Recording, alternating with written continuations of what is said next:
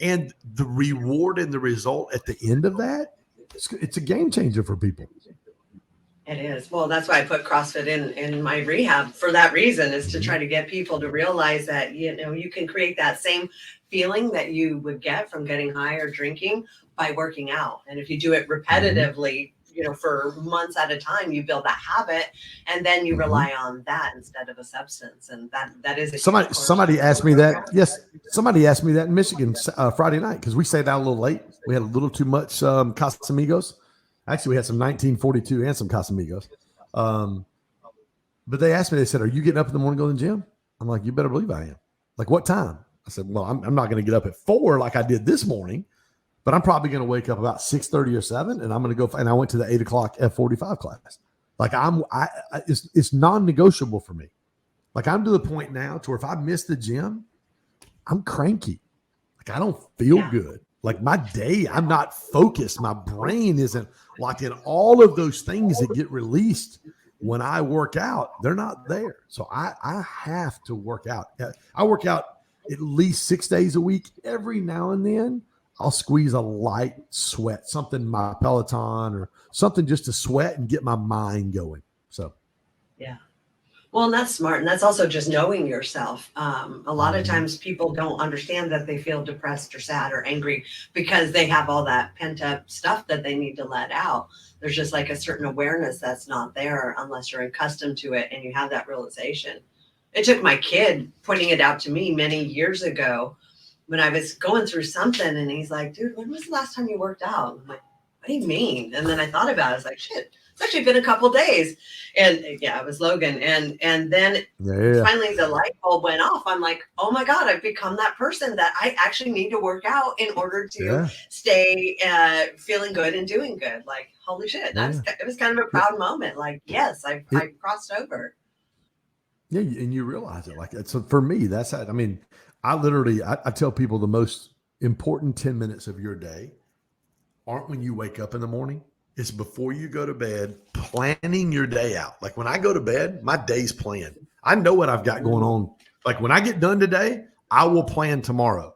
I color code my calendar.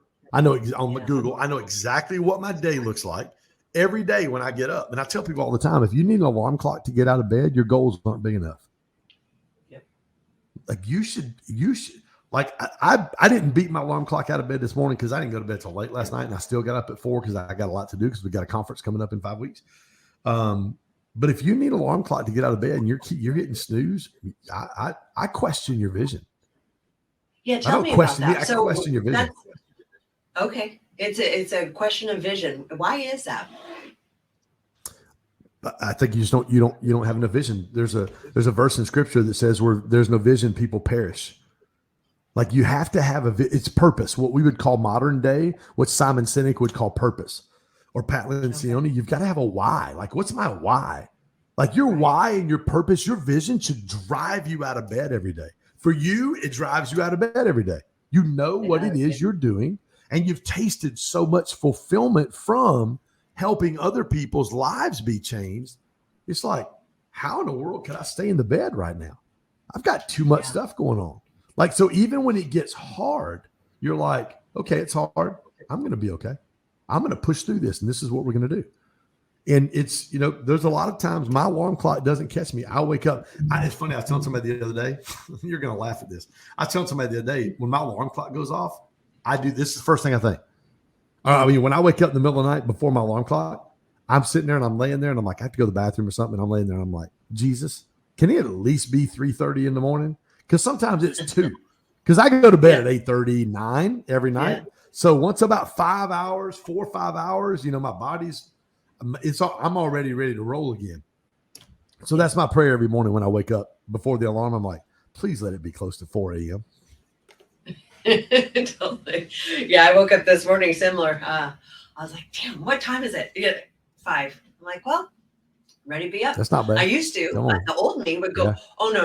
You don't have to, be up for like 2 more hours. Go back to sleep. And I would sit and try to force myself to go back to sleep when I was up for a reason. I should have just got up and got productive, but believed system that I needed the full 8 or, sleep as much as you can.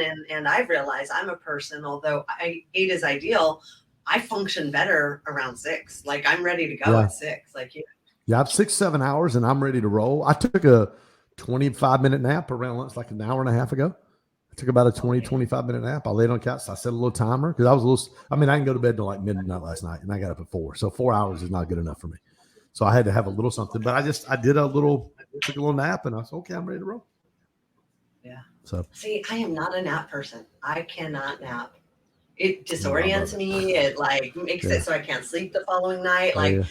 Naps mess me up. I am not a napper. There is a, but I can function on little sleep, so it's okay. Yeah. The guy from Thomas Nelson, the publisher, Michael Hyatt, he's got an unbelievable blog, like mini ebook on 20-minute naps and the physical and the physiological things that 20-minute naps do for you. And he walks you through the process of how to get your body regulated to where, like, when he does his nap in his office every day for 20 minutes, he's asleep in about 60 seconds. He's out. Wow. And he talks about all the health benefits of doing a little 20 siesta. There's a reason in Central and South America, they pretty much wherever you go, the shops are shutting down for at least an hour. Shut down hard. You can find nothing. It was the weirdest thing when I went to Spain. I wasn't prepared for that. All of a sudden, everything was just done. I was like, oh, shit. You're like, oh, okay. The zombies coming? What the heck just happened here? Yeah, it's so weird. Yeah. So I don't know. For me, it's like a control thing. Like I'm afraid something's going to happen midday that I need to be there for that I'm not. It's more of a mental thing for sure. Yeah. But, maybe I should try it again. I know. I only do it like in moments like last night. If I know I get to bed a little late, because I'm usually 8:30, I'm laying in the bed. I'm usually asleep before 9, and then I'm up at 5, that's 8 hours. So. Yeah. Or I'm up at 4, so it's 7 hours. Yeah. Yep. Are you a person who will you avoid your phone when you first wake up? Will you do your whole routine before you look at your phone? Nope.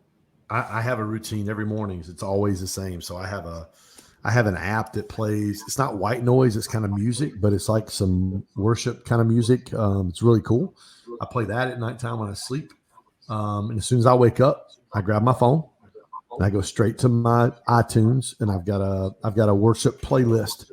I shuffle a song. I hit shuffle. It'll play. I screenshot it. I go right over to my Instagram, and it's always on my Instagram story every morning. You can see what worship song I start the day off with. I post it, and then I go straight to my YouVersion, which is my Bible app. And this morning I just finished up the book of Joshua. Well, I do that. It's actually the one I do is called Joshua Explained. So it's a couple pastors out of California. So they actually teach. It's about 10 minutes, 10, 11 minutes. And so they taught on Joshua today, and I listen to that. And when I get done, you go to the next page and it gives you little checks and it puts up a little screen that says, congratulations, you finished this chapter or the whole book or whatever. And then I've got a group text with my guys on it. And I send them a group chat text every morning. When I get done, I say, hey guys, this is what I just finished. And I think today's Wednesday, and I say, hey, it's Wednesday. Let's go crush it and make a difference in the world. And then from there, it's Randy Garn and Gary Baraka. Gary was one of the guys this morning. He goes, keep this coming. And Randy's like, love it, Ken. And my boy Brent goes like, more Jesus. And but he's just got about 5. So we're just constantly sharpening each other all day long. So I do that. I walk downstairs. I actually walk downstairs first a lot of times before I do my quiet time. I grab my pre-workout. My clothes are folded. I've got a seating area in my master bedroom. My clothes are laid out for the gym. I usually walk through my podcast studio and click it's a huge room. It's like a 17 by 15 room in my house. And I click all my studio lights on and I walk downstairs and grab my pre-workout, put a big block of ice, big ice cube in it. And I walk upstairs and do all those things while I'm drinking my pre-workout and get dressed, brush my teeth. And if I'm going to F45, I'm there at 5. And if I'm going to go to Planet Fitness, I like to lift at least 2 or 3 days a week. I do a 20 to 30 minute Peloton, and then I go do chest and tries, or like I did this morning, or some kind of couple muscle groups together. That's it. That's every morning. And then come home and it's either scrambled eggs and turkey bacon or scrambled eggs. I had some steak left over from last night. I grilled me a steak. So what I had this morning. So Nice. Do you work? Do you like start checking your like emails or Instagram messages or any of that? yeah, Or yeah, does yeah. that come later? Yeah, once I'm done with my quiet time and my worship time, and I'm drinking my pre-workout, I always make my bed. My bed's never unmade. I always make the bed, get dressed, and then yeah, I'll check emails, I'll check voicemails, but I'm up at that time 35, 40 minutes before I do that, and then I'll check that, and then I'm usually out the door pretty quick to go to F45. I'll come in.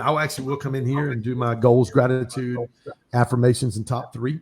I do that every morning in my planner.